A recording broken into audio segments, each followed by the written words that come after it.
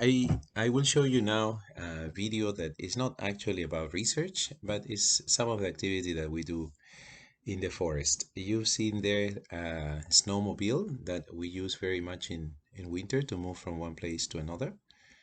Now, this is one of my former students. She's piloting the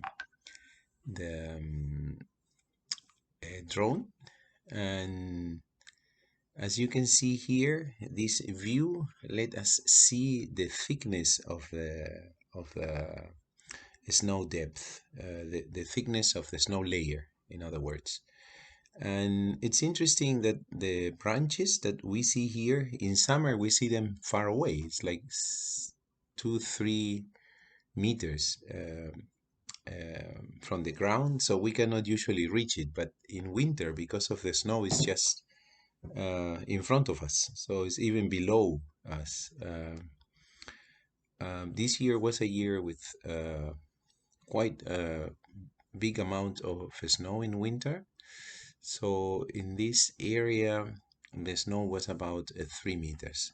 So you have to see here that this is a flat area, and it's under deciduous forest. So the forest does not have leaves.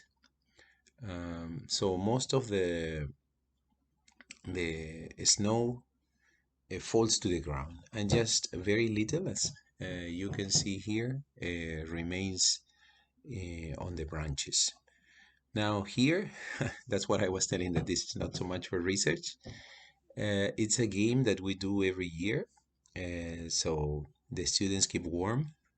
This year in particular, there was a group of students, 15 or 16 students from Hanover University visiting us for 2 weeks.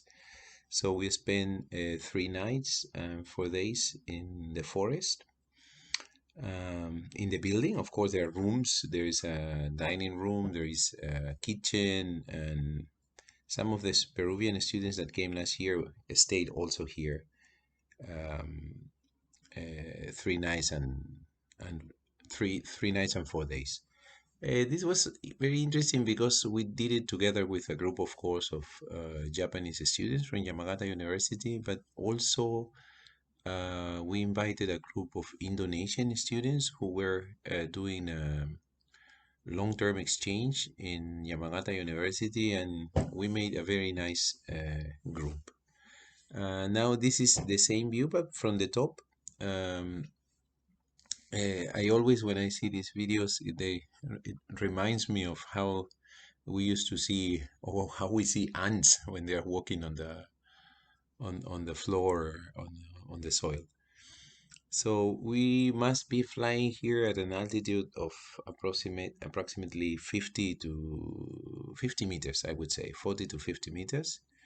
This is the same group. They are getting ready to start the typical snowball fight that we do. We make some covers, and it's quite difficult to run on the snow.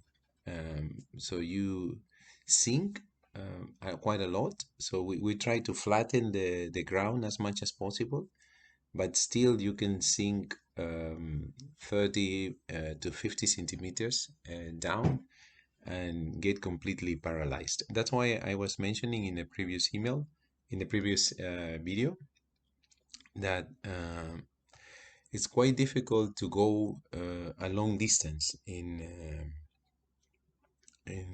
this season. You can see that they are fighting really hard.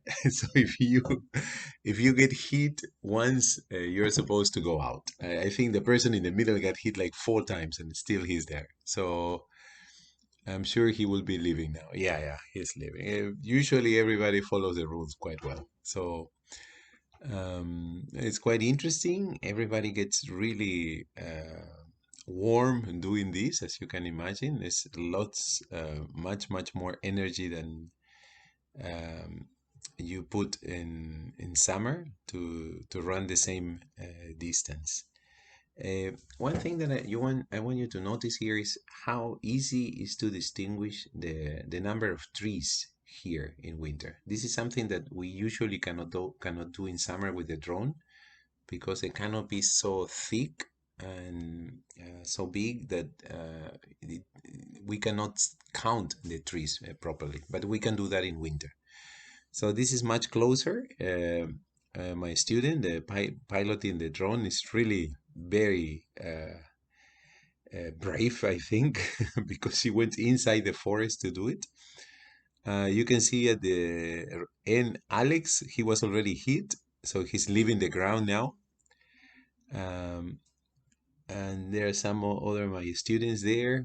We cannot see them very clearly, but this is really, really fun. This is really nice. Um, you see everyone is really active, and of course we try to make as much as possible very international teams, so everybody enjoys it very much. So I hope you can come and do the same with us. Okay?